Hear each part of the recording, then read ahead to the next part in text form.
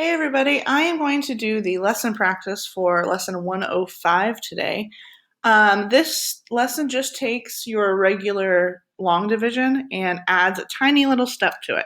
So lesson practice A has 73 divided by 10. Now, all of these questions are dividing by 10 because that is the skill for today's lesson. So instead of having a one single digit like we do here, we have two.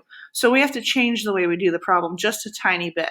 Instead of saying 10 goes into 7, which it doesn't, we just say how many times does 10 go into 73 without going over?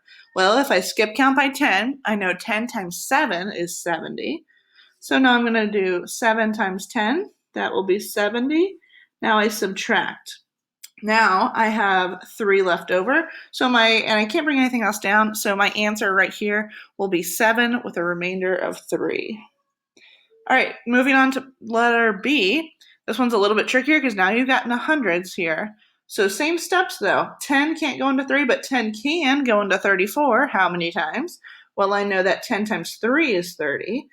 So 30 will go right there. Now I do have something for this one to bring down. So I bring down that 2 and do my same steps. 10 goes into 42. How many times? That goes 4. And 4 times 10 is 40. Subtract, and I get 2 remainder. Can't bring anything else down, so that's my remainder of 2. All right, let's jump over to C and D.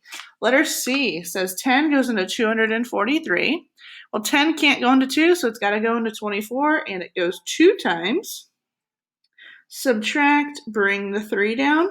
10 goes into 43 4 times.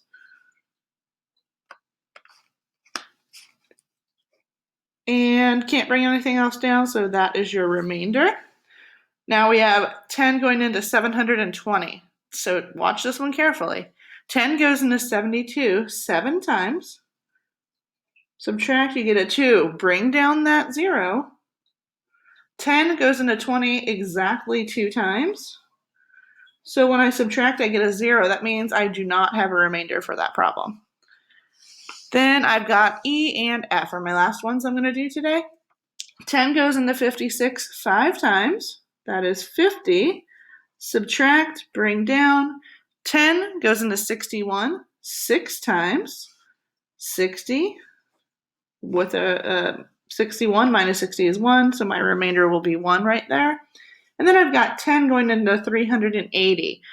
Keep on a lookout for those last two, this problem and this problem, how they end in a 0. That kind of gives you a hint that it's going to end in with a whole number instead of a remainder. So 10 goes into 38 3 times. Subtract, bring down. 10 goes into 80 exactly 8 times. So I will not have a remainder, and I do have a whole number there. Go ahead and look at that last problem by yourself, and it's going to ask you to kind of look at what I asked on those two. So keep that in mind when you do that last problem by yourself. All right, guys. Thanks a bunch. Happy learning.